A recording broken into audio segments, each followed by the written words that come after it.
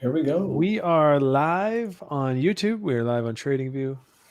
Welcome back, everybody. It's episode 15. Hxro Labs live with RT and Nick Cote. I'm Random Task, RT. We've got Nick. What's going on, Nick?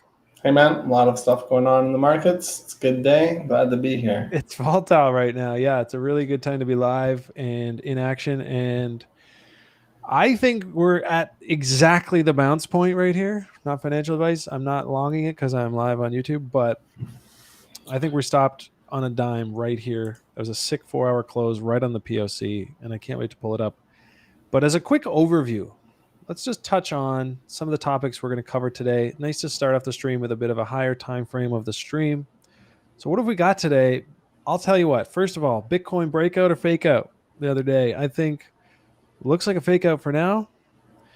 Weak momentum, weak volume, and now we're rolling over. But I'm not convinced, and I'm certainly not entering a short at this exact level.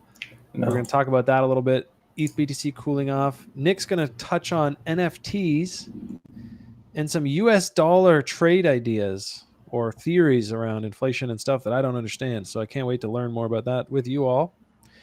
And I will play the dumb guy in the room and ask as many questions as I can as I learn along with you, because Nick knows about that stuff. I don't.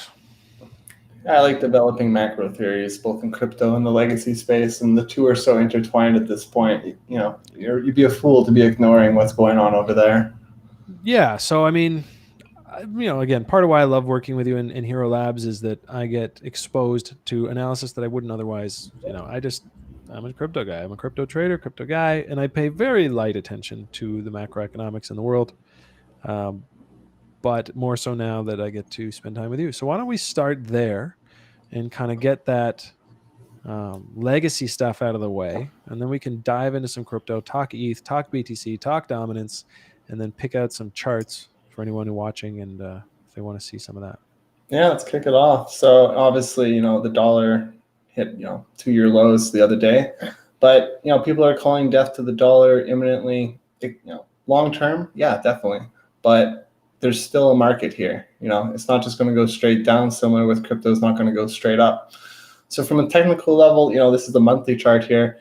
You can see we're sitting right in it. This is a god awful place to be getting short, right? If you really did expect this thing was about to drip down hard, and inflation was going to be kicking in and all that stuff, it's kind of why we've seen that big speculative run up in gold.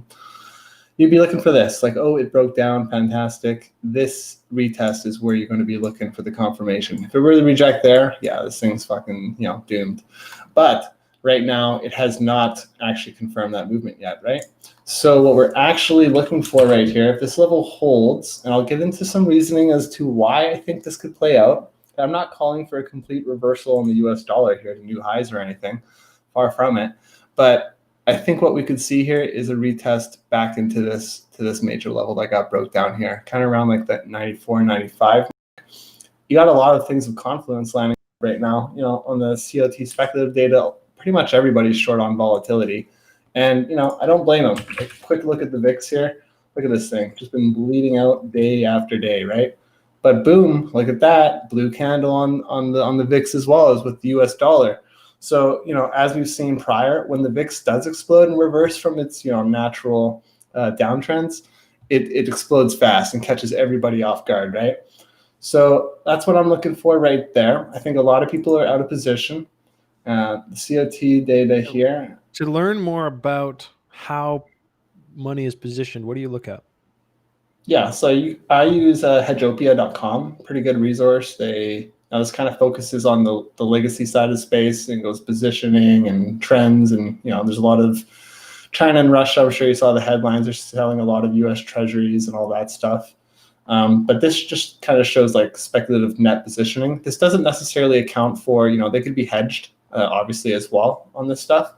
But you can see here, like everybody's pretty net short on the volatility. So that's the VIX futures.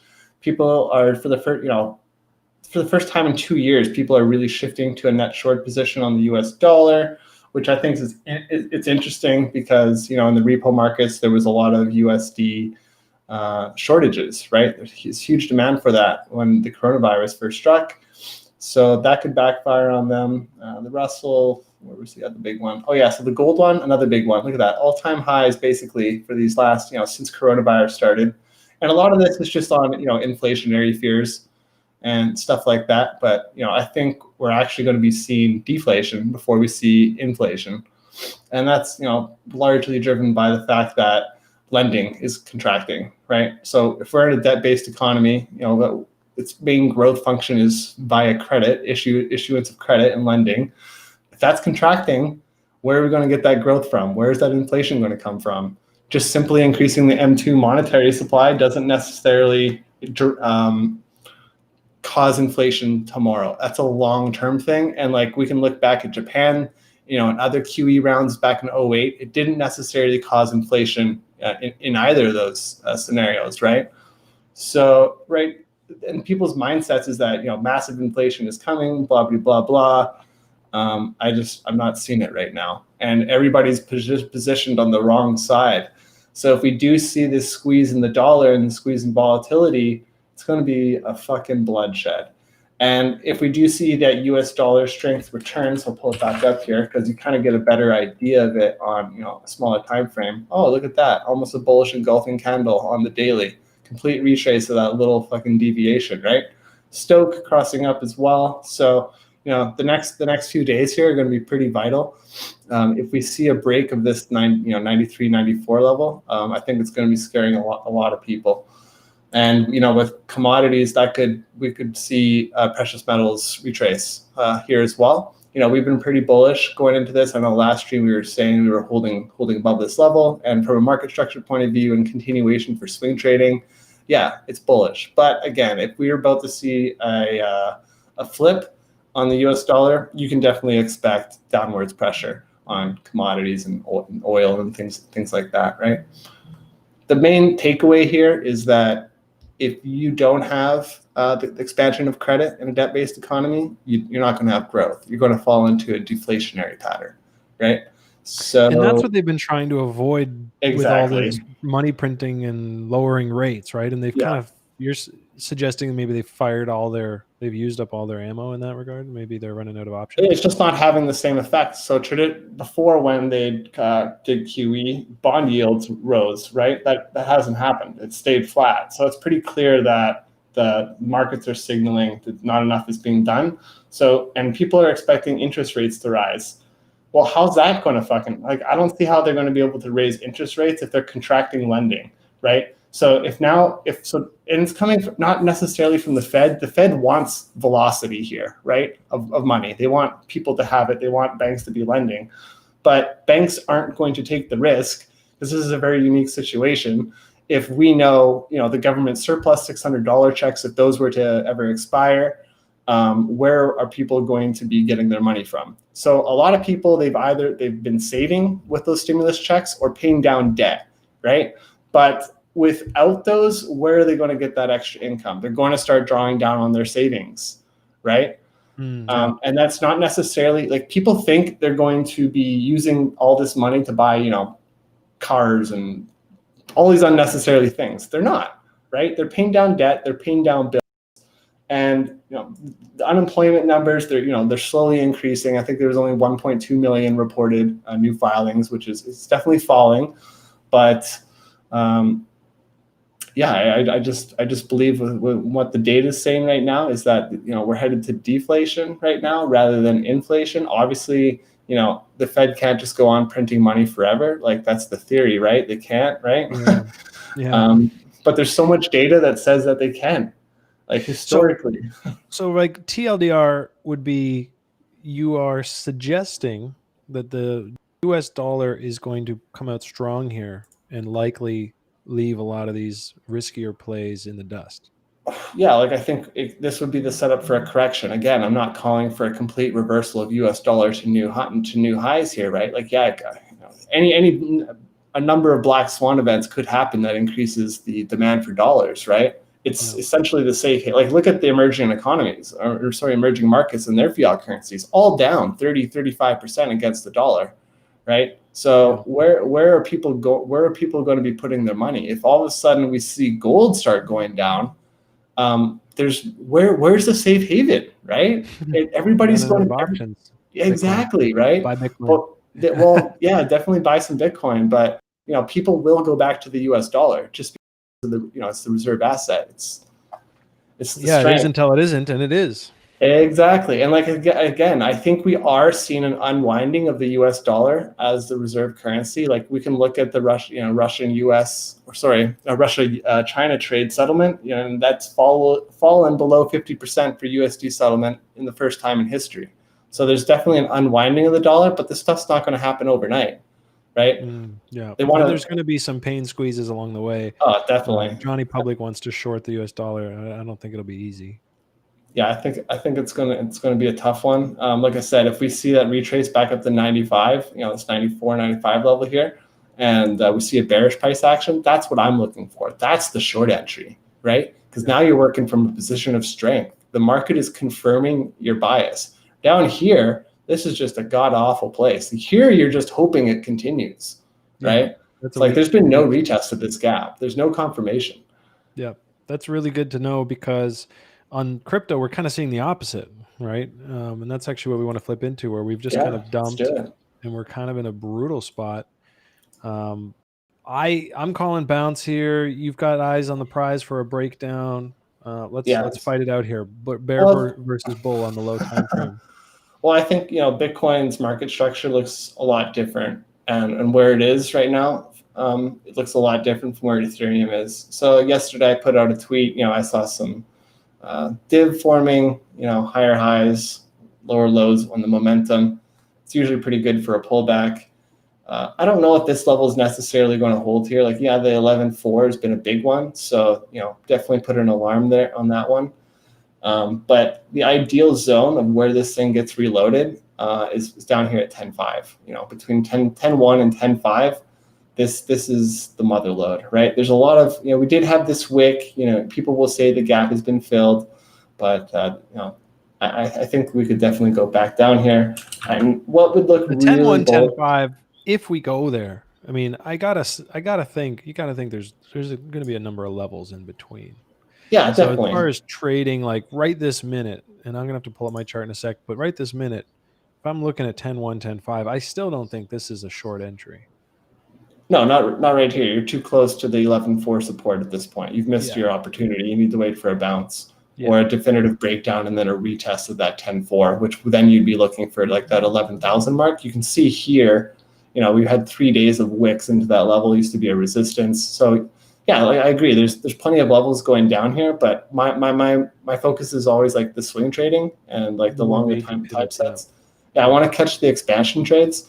So if I see something like this, and we move back above that key, right here, you can see the volume node profile there as well. Then I would be extremely bullish that we were going to, take out these highs here, these ones here, kind of our macro targets anyways. But so I'm looking, supporting down here at the 10K level again, 10.5 even. That would be extremely bullish in my opinion. That would, reload. So, if this is the daily here, but the daily momentum indicators, they're kind of fried. Let's take a quick look at the weeklies. It's in 2 days. Yeah, like 2 days. It's not confirmed yet there. It's still very early. It's probably the same. We're going to see the same thing on the 3-day. Yeah. So, early signals. There's the bear pivot. Again, we're in a bull trend. So, we're buying dips. We're looking for dips on this asset right now, obviously. Yeah, I think look at that level. I love that level. And we talked about that. What is that? I can't see quite up there. That's the 10.5, 10.1 kind of stuff? Yeah, that's the 10.5 breakout and origin. Then you've got your 9.6 gap on the CME that everyone's eyeing. Yeah. That might be the slippage zone where it's just like CME will get there and come back. I mean, who knows? I still wouldn't like, not to say this on the day that the market dumped, because it's like such a shitty thing to say on the day everyone's worried, but I still am not ruling out any of that sub 9K, sub 8K. Like this market is violent, and but again, on bear day, my thesis actually today is this is a time to, these are some levels I've been actually watching and waiting for. Nothing big has been lost yet. Let me pull up my screen here. I'm going to shift over to my screen share because I want to talk about a few things. And first and foremost, that last move up on Bitcoin on the daily, was not very inspiring. And I mean, in a bull, right? We get we got this continuation here, and then we can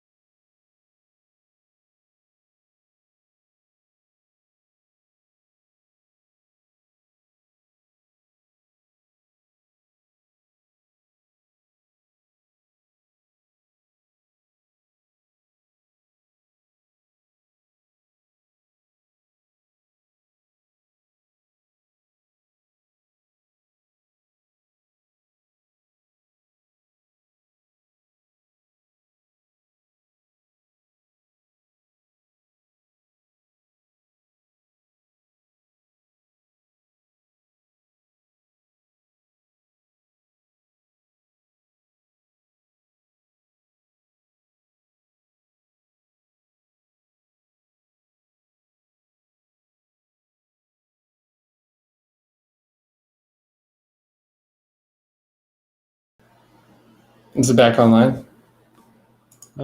looks like it. Getting a big question mark though.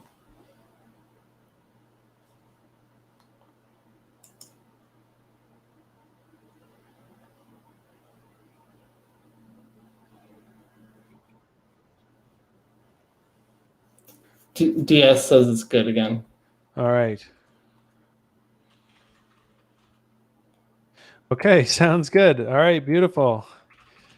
Yes. All right, we're back, guys. And so I don't know where I got cut off, and I will simply come back to, I think, first and foremost, today we're seeing some volatility, and it is the polar opposite of what we expected. We had a lot of people, this big breakout here.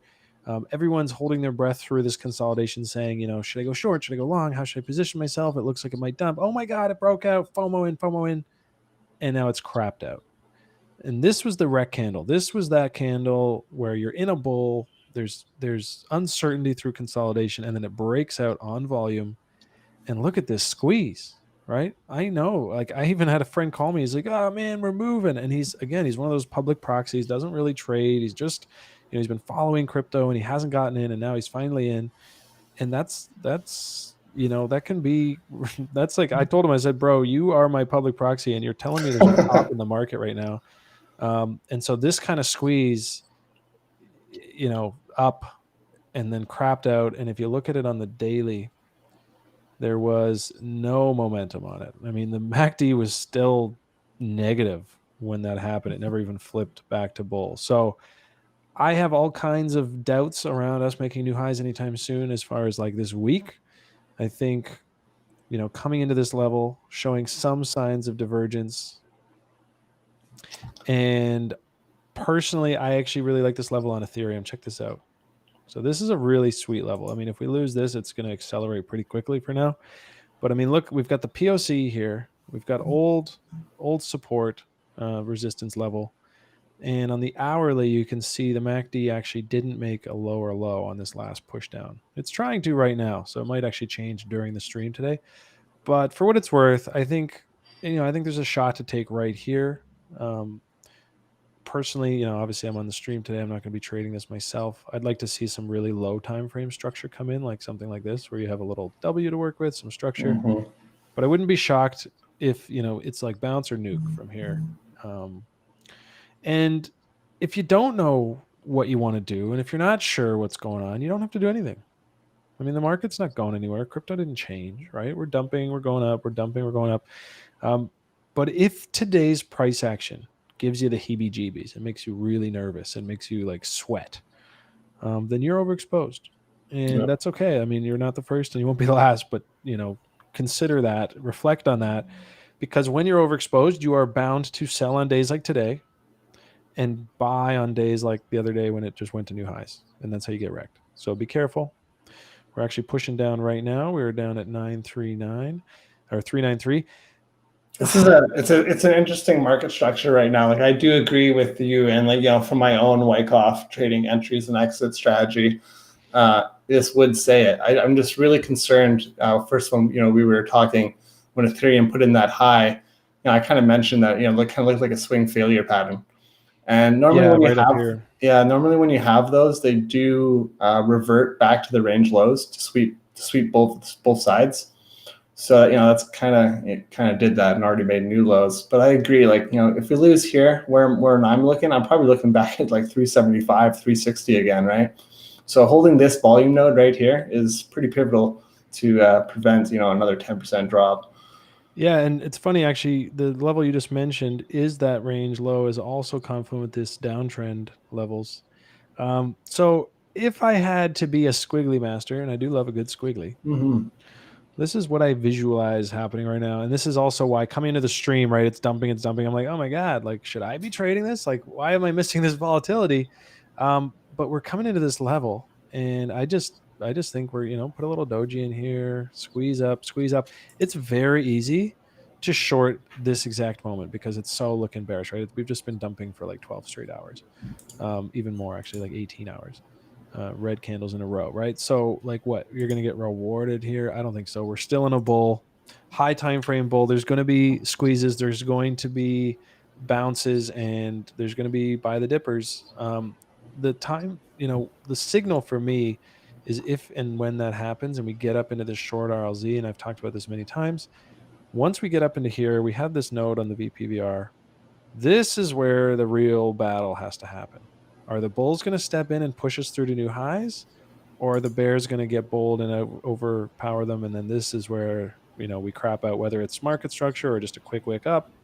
So we'll know a lot more in the next few hours. And if that does crap out up here, this POC much less likely to hold next time. And then I'm all for that 374, 371.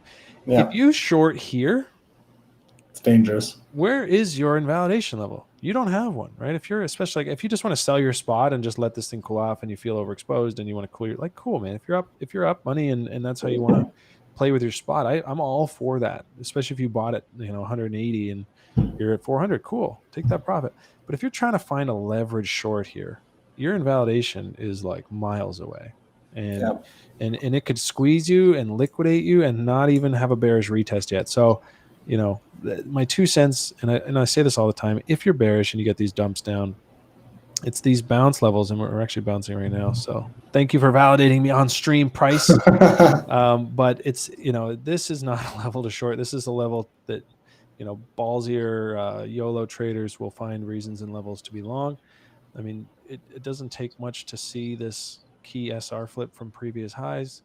VPVR, there's lots of locations here for longing. But like you say, and like we're saying, this isn't, to me, this, I don't know, DCA, you want to go along. There's so many ways to skin the cat, but with that push up to highs on that really crappy momentum, I mean, look at this thing. So you've got the MACD, big move up here, and it should because there's a lot of velocity. And then look at this next big move up. Nothing. The MACD almost flat, completely rolled over. So that's a strong bearish divergence. And as you can see, the MACD made a new low today, so it's confirmed.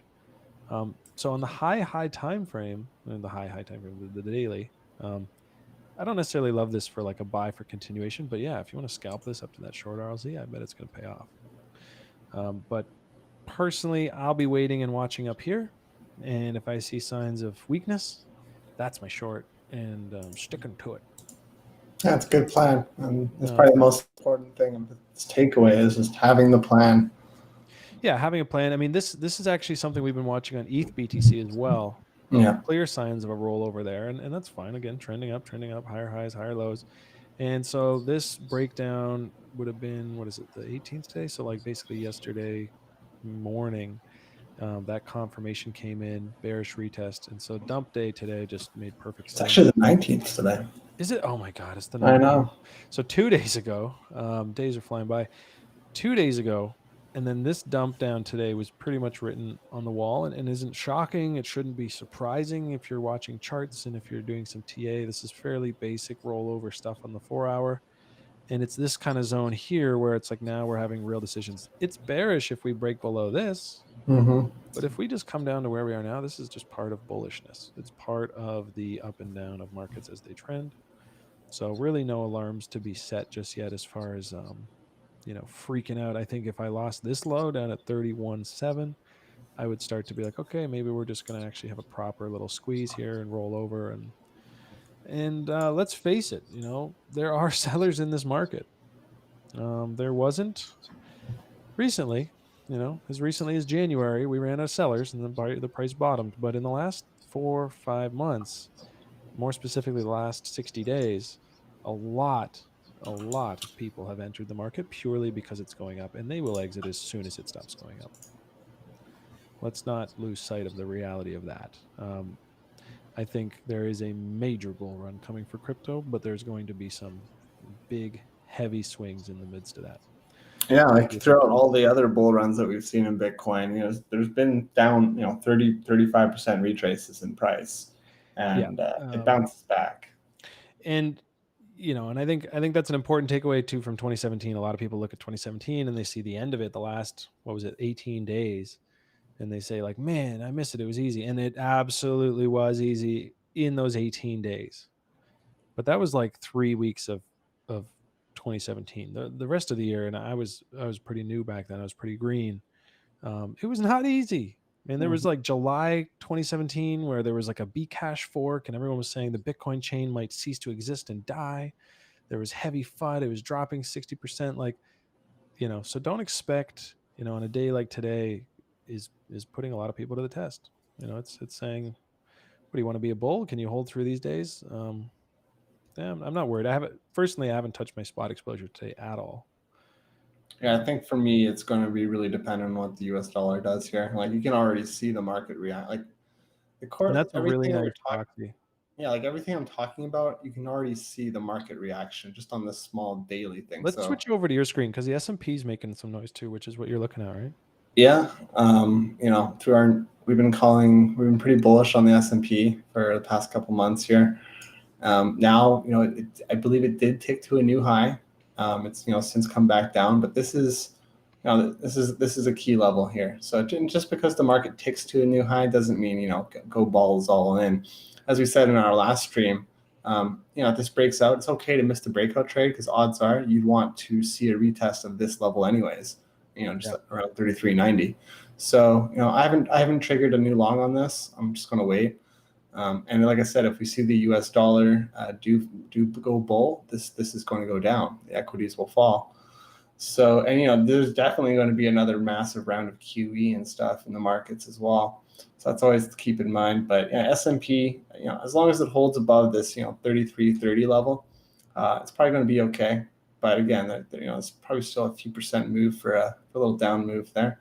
But yeah, I wouldn't get long on this until this, flips to bullish, confirms it as support. That would be a fantastic signal. I don't even know where it could go after that. Price right? discovery, yeah, that'd be like blow off top kind of stuff coming in. If you believe in this being like sort of near the end of a bull cycle, and as opposed to the beginning of a new growth cycle. I mean, I'm not shocked at all to see the pip up and then reject, because think about what's going on in the world, and there's going to be bears stepping in there at that level. Sure, just from a technical.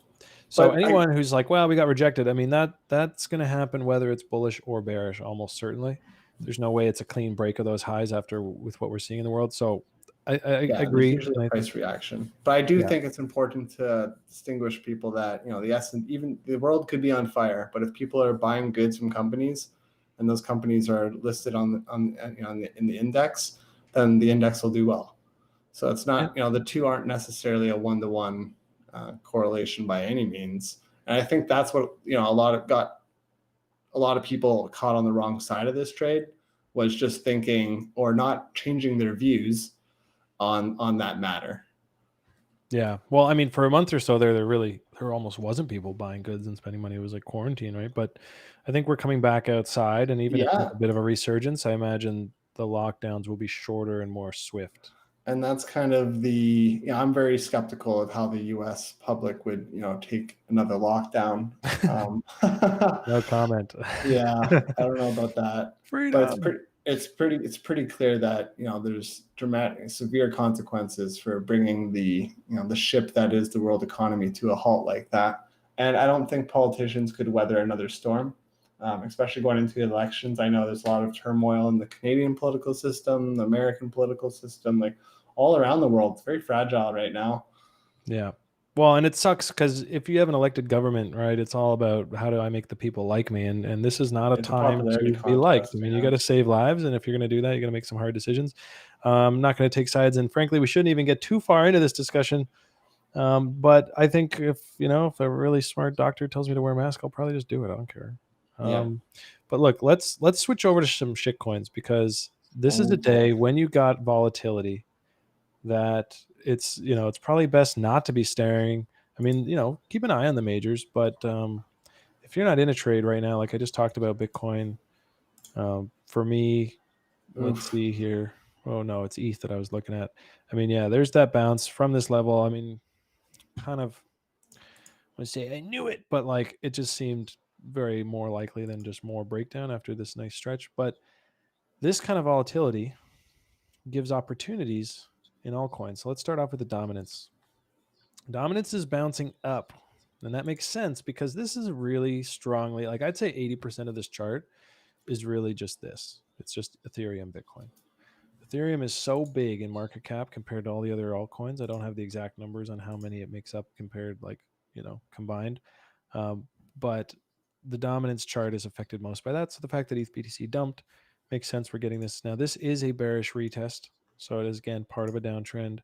No alarms yet. I think if it broke above this support and held 62, 63, I'd start to be like, okay, maybe we're shifting gears here and alts are going to take a little washout, which, again, based on the types of people I'm seeing up in the market and the numbers of people coming in who don't really know what they're doing, and that's no offense to anyone. I mean, come on in. I was the same. But when you get a market that's saturated by people who are only buying because it's going up, um, it's a target. It's a target for whales. It's a target for people who like to take money from other people. So I do get the feeling that we're getting closer to that, but who knows? Let's see. ETH dominance hasn't really done much. Would stay bullish even all the way down to 10%. So there's definitely some room there. And let's look at some altcoins. I I want to actually, quickly say that ETH fees have come down dramatically here as well. The average medium fee is down to 2.9. oh yeah, let's That's pull that up. that's an off of a high at Pull that up on Etherscan here since I'm already on the close to $8. trade. We got that crazy spike last week. And I did actually put out a tweet to that effect that it has started to rescind a little bit to subside those fees. And as we're seeing that, Uniswap volume is maintaining. I mean, it hasn't fallen off that much. So Yeah, you got to pull it up there nicely, and the liquidity pools made new highs as well. yeah, love that.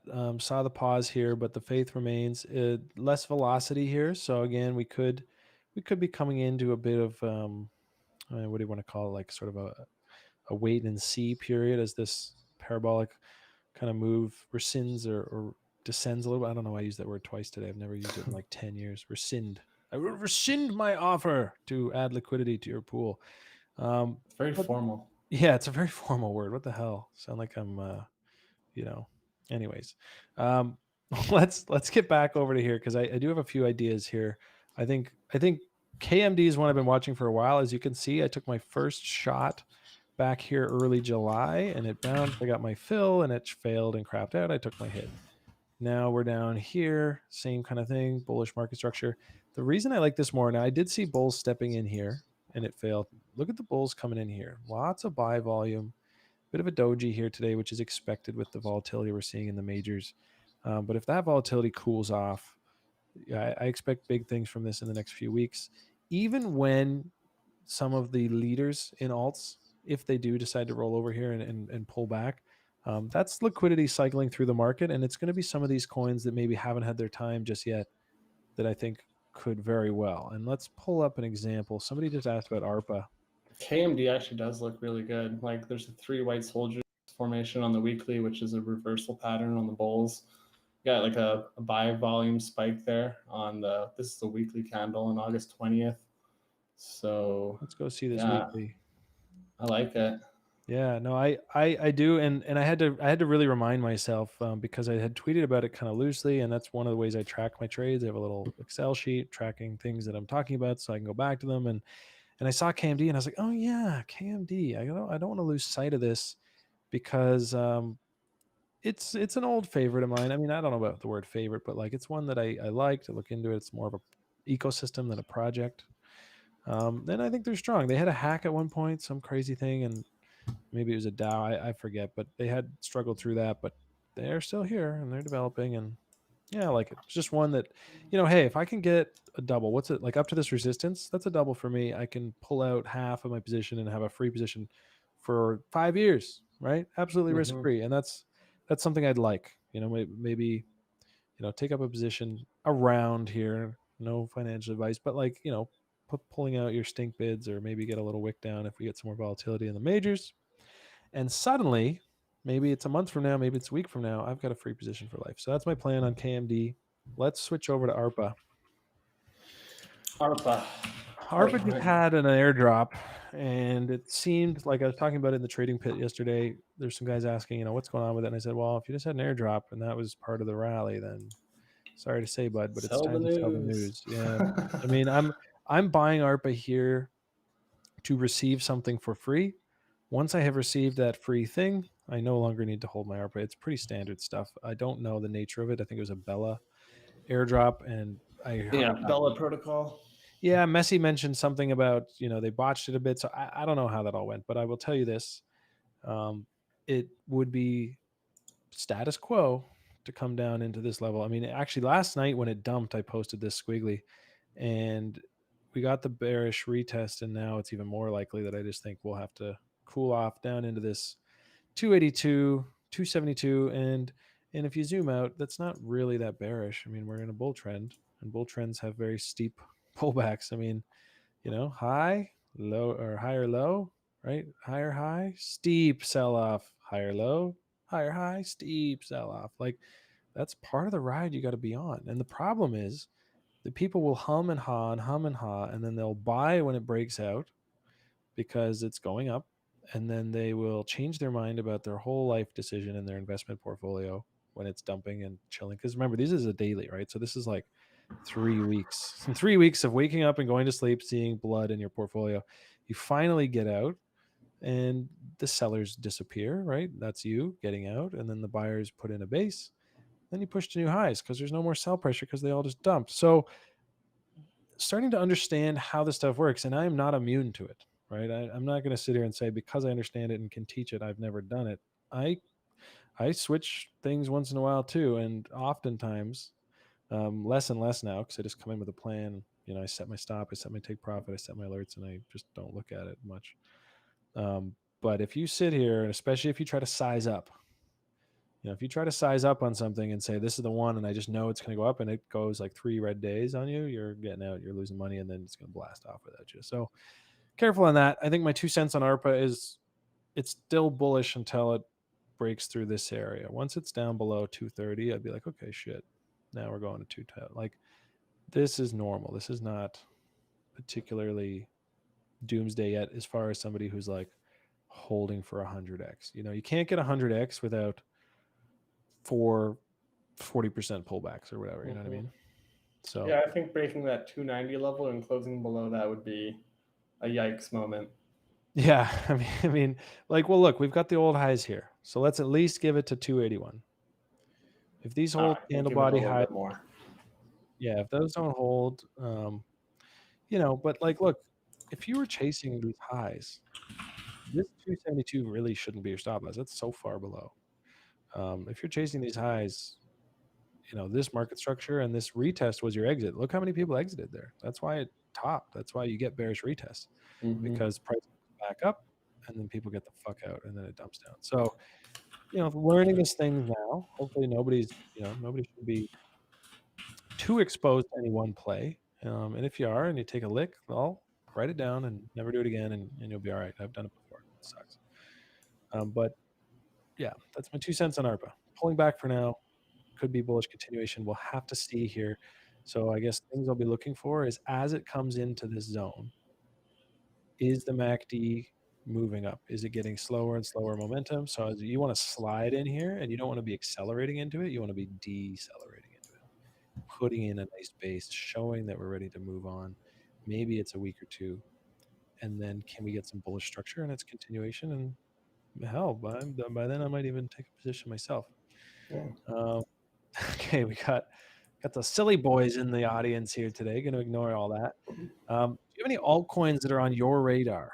Yeah, we got one here from Sigmar in the chat. USBTC. I've pulled it up here. I'll swap to my screen. I've never heard of this token before. I've never traded it, never owned it, never spoken with the team. I'm just going to look at it at a purely technical perspective. How All right. I would trade this thing. And it's pretty obvious where the really good buy area is. That's for sure. So it's obviously down here at this daily level, down there, kind of around that 720 down to 700 sats. Why? Well, here's the listing. Boom, resistance, boom, resistance, boom, resistance, deviation, deviation, resistance to dump, resistance to dump. So it's pretty clear that this level here is completely, it's pivotal. If we do see a down move from where we are here, that's 18%. So that's what I would be looking for. Right now, zooming in, you can see here it's trying to support these highs, right? So above this 800 region. That's a level for sure. It could definitely do it. Would I be interested in buying it there? Maybe if I knew a little bit more of the project. Otherwise, look at BZO, very fucking dangerous levels. Stoke, it hasn't turned down yet. There's no real div on it or anything. But if it came down to this level, you'd see all these oscillators kind of like cooled off and reset, and I think that would really recharge the tanks for another push.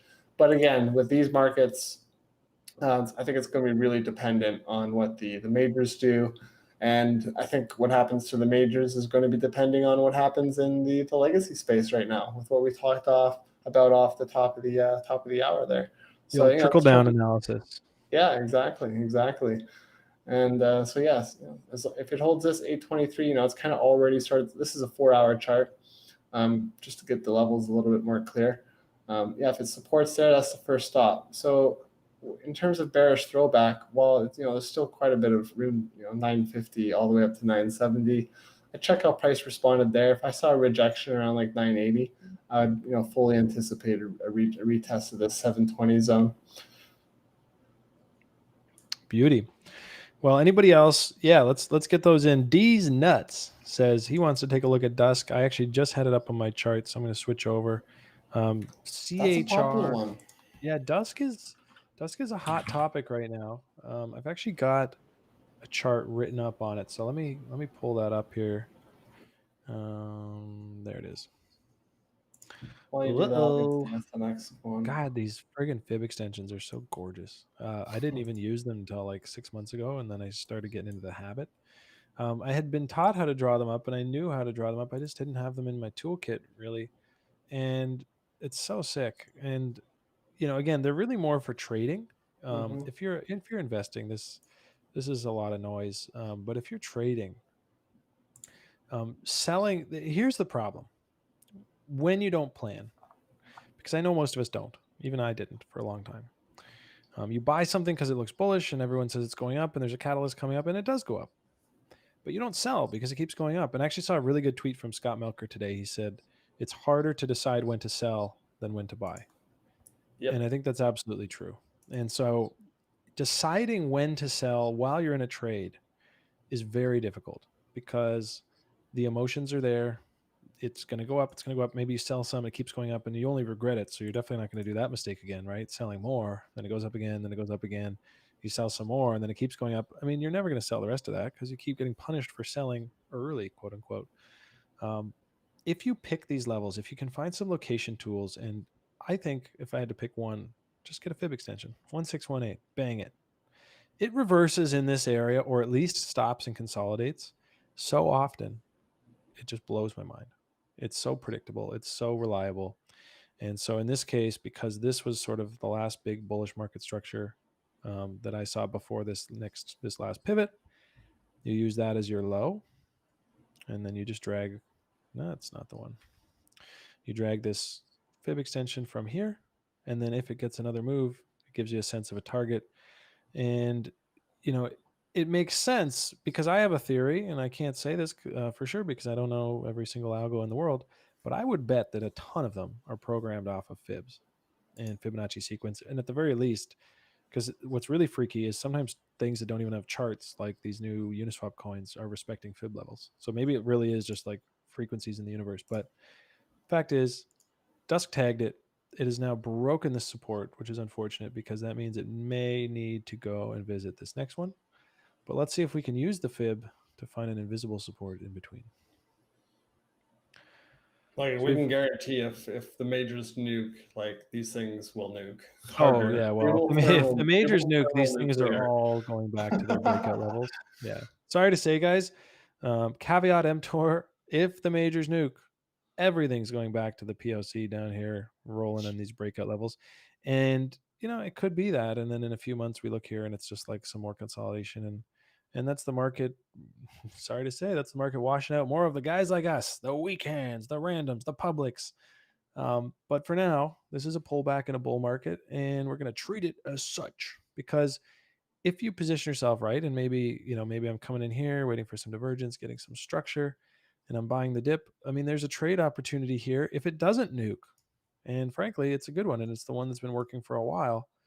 And if it does end up nuking, okay, I take my hit and I get out. And when it's all said and done, maybe your portfolio is up X, and at the end of it all, when the trend changes, you lose 20% off the top because you were trying to ride the trend. And that's just the way trading goes. And you come out with a clean, tight profit in a perfect world. So let's see. I think this support, I think this sweet spot, there's definitely some levels in here that I like. So what am I looking for to decide which level? Well, for DUSK, I want to get in here nice and close. I want to zoom in a bit without doing that. Drag it up. Now look, similar to ARPA, we did lose the level. We did get the bearish retest. So sellers overpowered the buyers. This is now actually resistance. Should just switch that real quick. Nice little inverted head and shoulders idea. Yeah. And this, markets being markets. Here we go. So there's lows here. I imagine there's a lot of liquidity there, stop losses, people waiting to decide if they should get out. And look at that fancy pants sweet spot right here at the 702. That's my entry. And what I would want to see to really consolidate that, rather than maybe sniping it with just a bid, which is one way to trade, I tend to be a little more vanilla, so I can go heavier after I get market structure going the other way. It's a little lower risk as far as you are less likely to catch a dagger, but perhaps more likely to miss your best entry. And so that's just a thing you have to decide what kind of person you want to be, what kind of trader. So right now, the MACD is actually starting to slow down. So the momentum on this move down is stopping or slowing. That's actually a really good sign. So if we do get another push down, that could change things. But what I'll be looking for is this in some, vague picture of generally that, where you basically get a low, get a higher low, and then a little breakout. And as we've talked about on the show before, after this, I would actually do this, figure out where that pivot from that breakout goes, and this would be my bid. So that's how I trade, and that's what I would be looking for on DUSK. So if I had a position now, I feel like, again, this was a sick take profit, man. What a nice exit. And there's going to be people, no matter what, talking about how it's going to go up higher, and it might, but not in a straight line. So if you want to take that 10x, 20x, 40x, 100x, you've got to just hold through this shit. But if you want to be a trader, and if you want to have some take profits along the way, it's not like it's easy. It's, again, retrospect looks easy, but these are the kinds of take profits I'm looking at. And in this case, it worked really nice.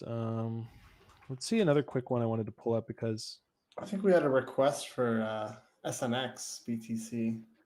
oh, way back. Okay, SNX. Let's pull it up. CTSI, same thing, right? I got a chart on it here, ready to go. Beautiful. Okay, let's flip over to that chart there. You are live. All right, cool. Yeah, like this one's another easy read here, guys. Clearly, we're in a nice little, upwards trending channel. So, confirmation on that, all good. We got the 30-day, the monthly TWAP there. This is the throwback. This could be the throwback. So right here. This is the big tell on this candle. It's what's validating this range. It's sprung, right? It turned this resistance to a support, and that was the momentum it needed to make those highs. Now there's going to be a lot of confluence in this range. You know, we got a trend line here. This is a 4 hour. We've had a few touches of it. The more touches a trend line gets, generally, the higher weighting I give it. If you have a trend line that's kind of only been tapped twice, I'll draw it, but I'm not going to give it as much weight. If I see a trend line that's been tapped 5, 6 times and then that breaks, don't ignore it. That's significant, right? But if you see trend line breaks, of only 1 or 2 taps, it's not as big a deal. But as long as this level holds here, kind of, it's around the 458, it's still bullish, right? We've already had 4 wicks into this. This is a 4-hour chart, by the way.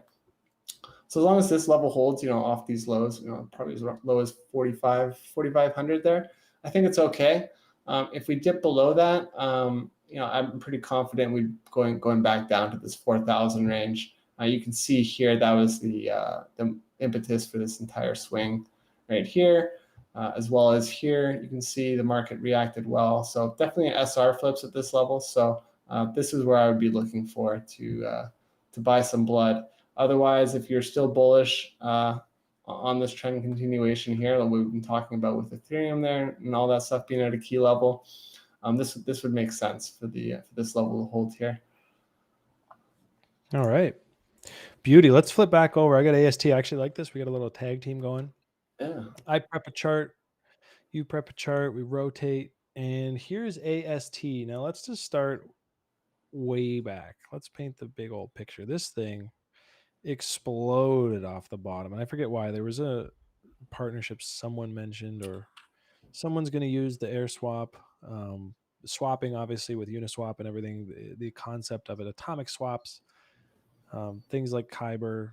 I think Komodo, actually, KMD, we talked about earlier, has something going on with that. And, this is kind of like a hot topic right now. And AST broke out air swap tokens. So let's zoom in, because this is, that's a huge move. Obviously, for me, given how many assets there are, this is out of a buy zone.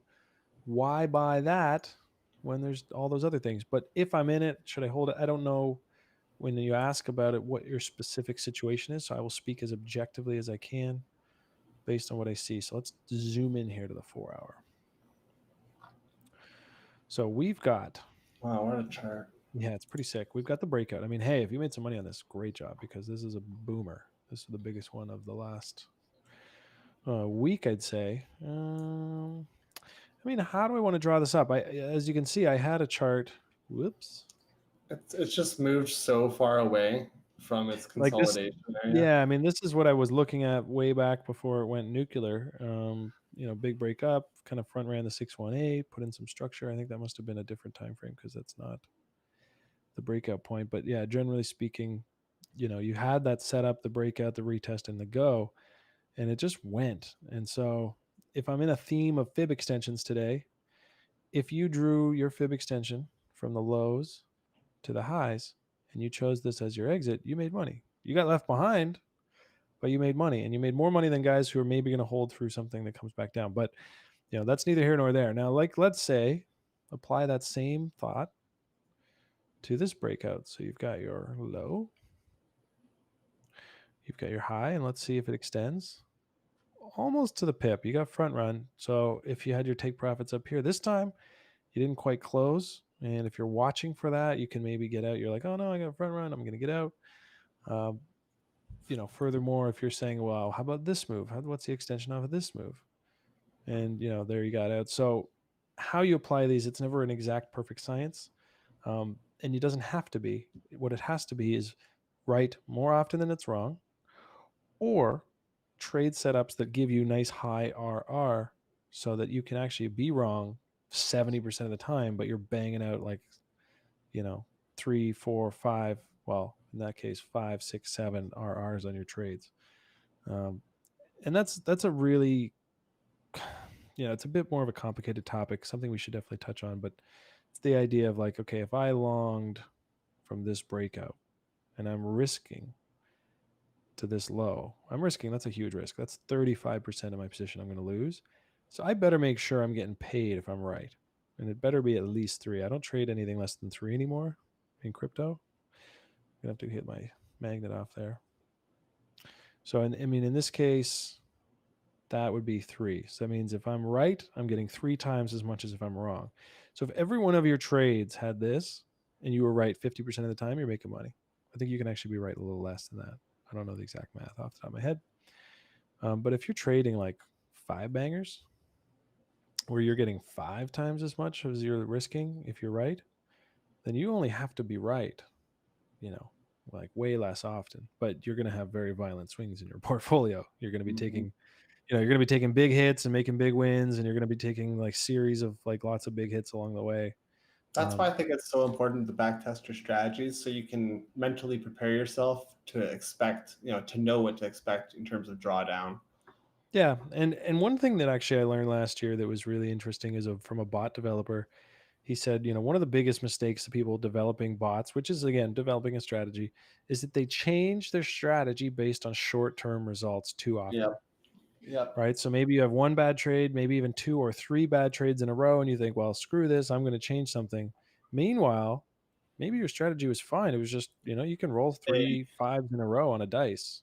It doesn't they mean call that that the dice is recency bias, I believe.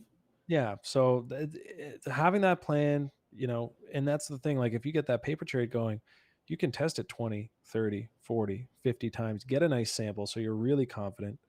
And if you're really against, I thought about this today actually before the stream because I talk about paper trading a lot, and I'm a little bit of a hypocrite because when I was told to paper trade, I didn't, but I ended up losing money before I really learned my shit. So if you're like me and someone telling you to paper trade is just not good enough, you're saying, no, fuck that. I got money. Maybe I've even been in the market for a while. I'm not going back to paper trading. I want to make money. If you insist, then just reduce your risk. Maybe play with like a 0.25% risk, Exactly. right? If you can't grow a small account, why are you going to grow a large account? Yeah, if I had, paper trading is boring. There's no two ways about it, right? You bang one out and you didn't make any money, but you lose some. You didn't like. It's an important part of taking this seriously, though. But if you're like me, full disclosure, I did not do the paper trading I was supposed to, and I got roasted. Um, if you're like me in that sense, and I get that some people just need to learn the hard way. I'm one of them. I didn't listen to my teachers when I was a kid. I had to test every little rule, and I had to break, I had to test all the boundaries. If you're like that, then do yourself a favor. Play, okay, cool. Play with real money, but just reduce the size so you can still feel that little bit of sweat. It makes it feel real. 20, 50 bucks, whatever. Like you're messing around with something a little bit more real, but you're just not putting significant sums of money at risk until you have something that you're confident with, because the market will be right here waiting for you when you're ready to go.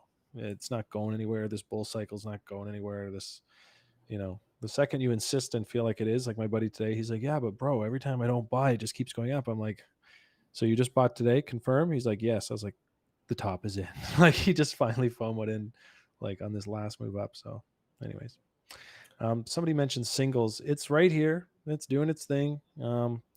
Hasn't really moved anything significant.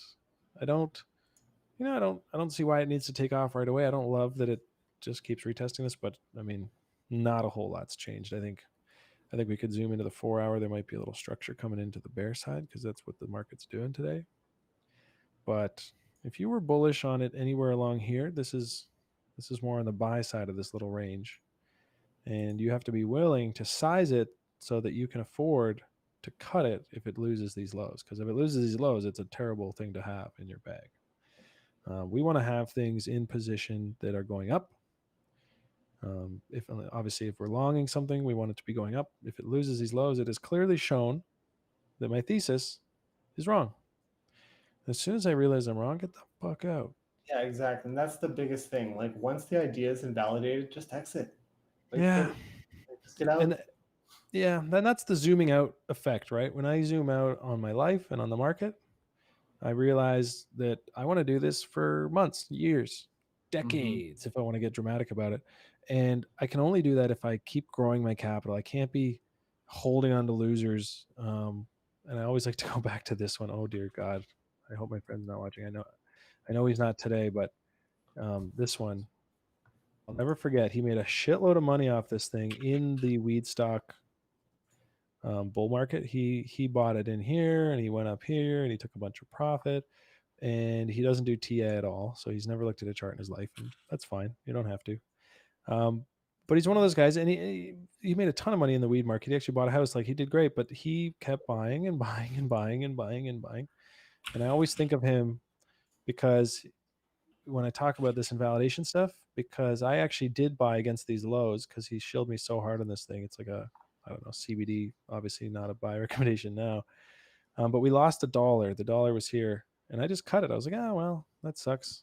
I think it closed below $1 here, and I cut it, and for 2 weeks it bounced, and I was like, oops, and then it actually just absolutely obliterated it. Now it's at 8 cents.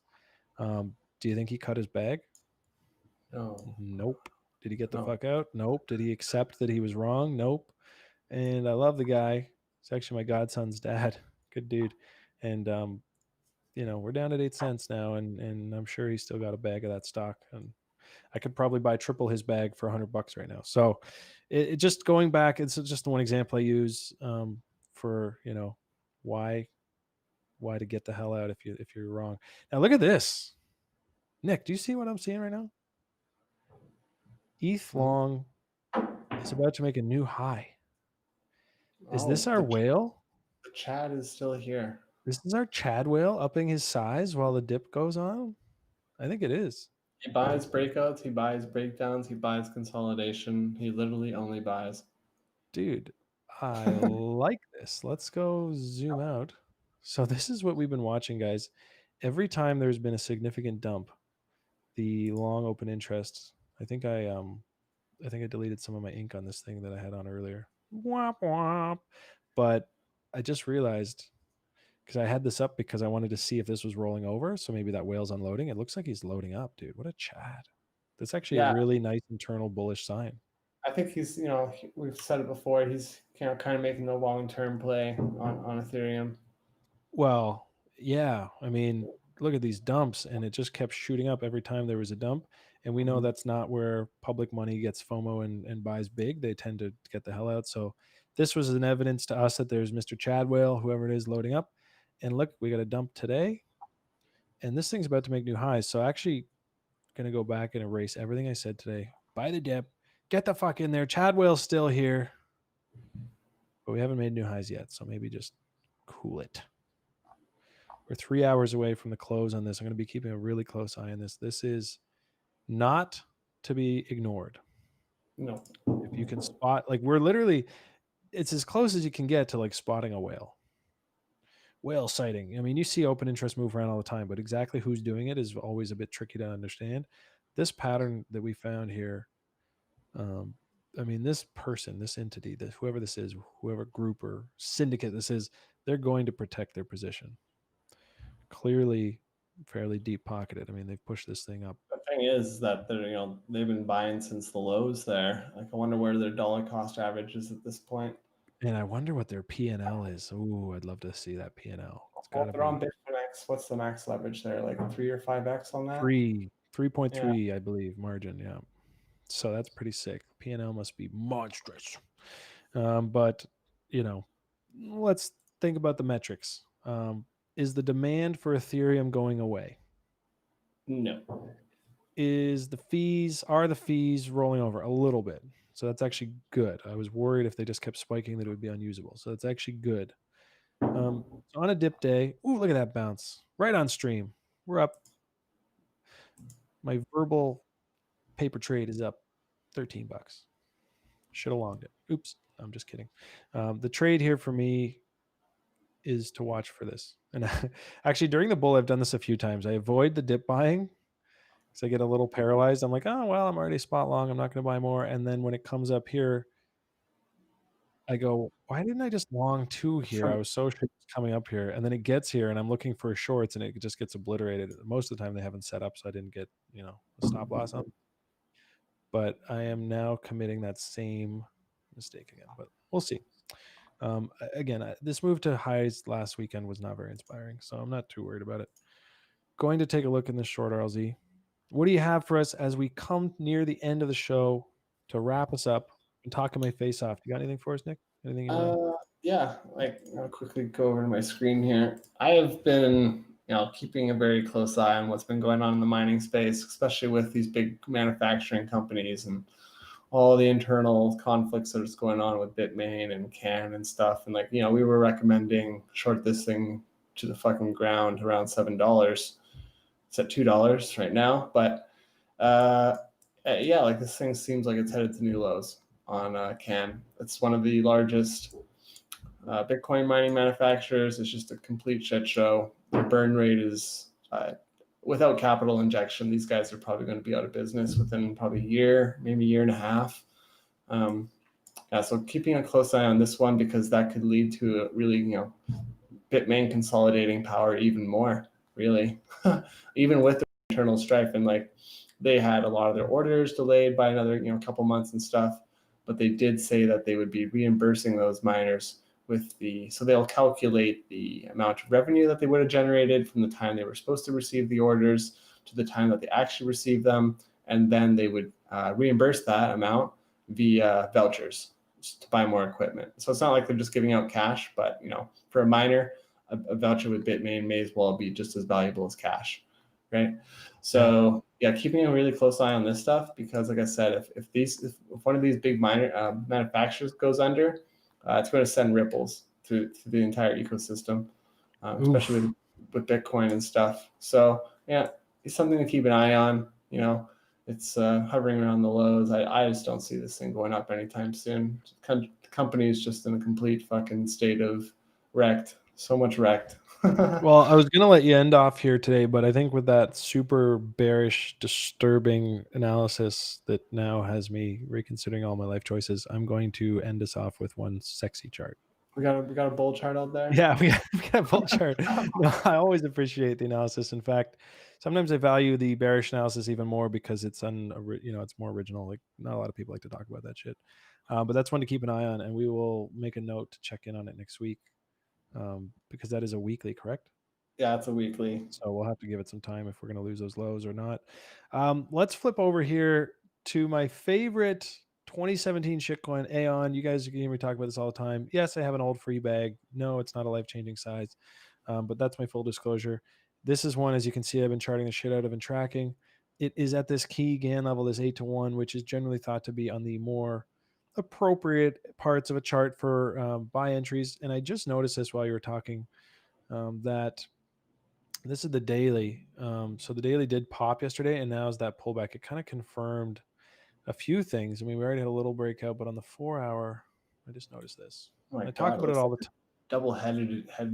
Double-headed head and shoulders. Yeah, it's a couple kinds of things. I mean, it's a lot of chop. But what just happened today is what I talk about a lot. So we have your move up, and let's see. Okay, so you got your move up to those highs. This is that pump chaser zone. So I'm actually thinking about making a bid, but because I actually don't have a live position on this other than like an old free bag. But look at this. This is what I've been talking about a lot. So if nothing else, just for an example, you've got this, right? You got the low, the higher low, you get the break to new highs, confirmed, continued, failed. Nice buy volume to confirm that after the confirmation, actually. No, on the confirmation. But then it's like, why chase that? And I often say that, and this is why. Because after those confirmations, you get that dump back down into that sweet spot, which stops a lot of the eager bulls out. And then boom, Jones is tripping out on his keyboard right now. I hope he's okay, dude. If you're having a seizure, let me know. I'll call the police for you. Ambulance. In the chat. Okay, no. So I just wanted to point that out because that's here, and an example of that, which is beautiful. Now that I'm talking about it, I just got to mention this, and then we're going to have to cut because it is well after 5. Jonesy, he's awake, safe, good. So look, basic attention token just did this the other day, and I actually did get washed out of my long because I didn't do my own rule. But look at this. You kind of had the break, right? And that's what we were tweeting and watching it. And it said, okay, if we're going to close above 28 cents, actually, you know what? I'm going to pull up the chart. If we closed above 28 cents, this thing was a go. And we did.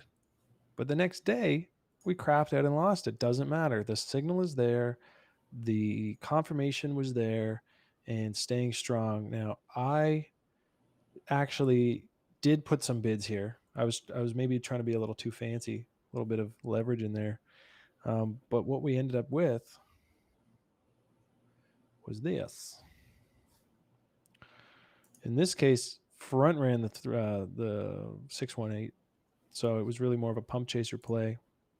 And but again, it's the idea that once you get that breakout confirmation, you don't necessarily have to chase it. Most times you don't, unless it's news driven. In this case, it was not. You can usually get those pump chaser fibs if you're really eager. If you want to go with a little more size and be conservative and risk missing it, you can go to those RLZs. And this thing just popped, so we're moving. So I think BAT, bullish on BAT. Don't have the position I want. Womp womp happens. I don't care. There'll be another one.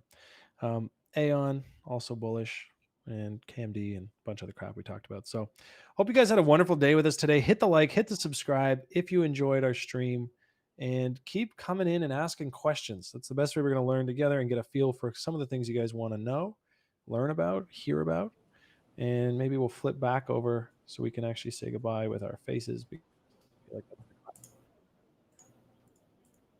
Come on back, Nick. And there he is. It's like, swear to God. So here we are, guys, and I hope you have a wonderful day. Always play from a position of strength. Don't FOMO.